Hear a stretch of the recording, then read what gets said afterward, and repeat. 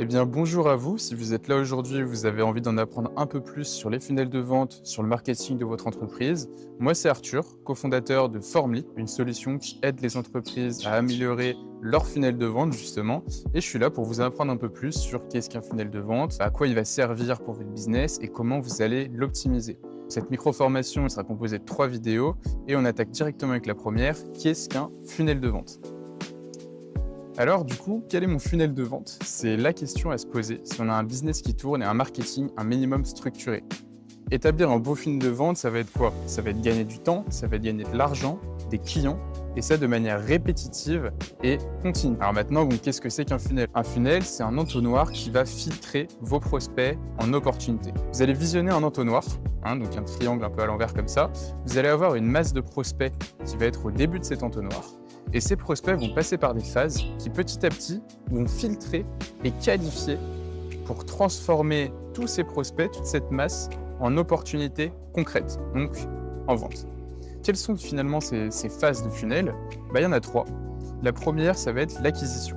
L'acquisition, c'est attirer un grand volume de prospects. Évidemment, si vous voulez filtrer des prospects, faut avoir du volume à filtrer, quoi. C'est pour ça qu'on va acquérir du monde, on va attirer des gens dans son funnel marketing. Il y a différentes méthodes, ça peut être du Meta-Ads, du Google Ads, donc de la publicité en ligne. Et vous pouvez aussi acheter des listes de leads, vous pouvez créer du contenu sur les réseaux sociaux. Il y a énormément de méthodes. Donc bref, acquisition, attirer un gros volume de prospects. La deuxième, on a un gros volume de prospects, on a de la masse. Maintenant, qu'est-ce qu'il faut? Il faut personnaliser notre échange avec ces derniers pour venir les qualifier. On va aller étudier l'intérêt de ces prospects pour notre entreprise. Donc on va avoir une étude de besoin par exemple. On va étudier leurs objections, leur timing ou encore leur niveau de maturité.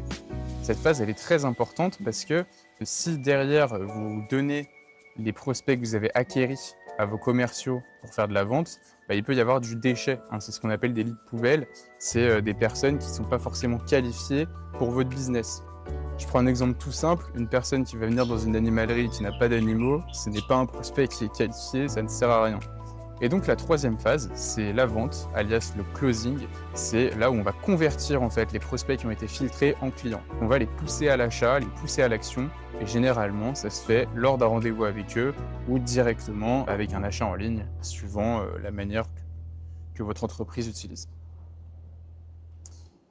Donc j'ai une petite question pour vous, maintenant que vous comprenez un peu plus ce que c'est qu'un funnel de vente, c'est quelle phase, selon vous, parmi ces 3 phases, acquisition, qualification et vente, prend le plus de temps et de ressources?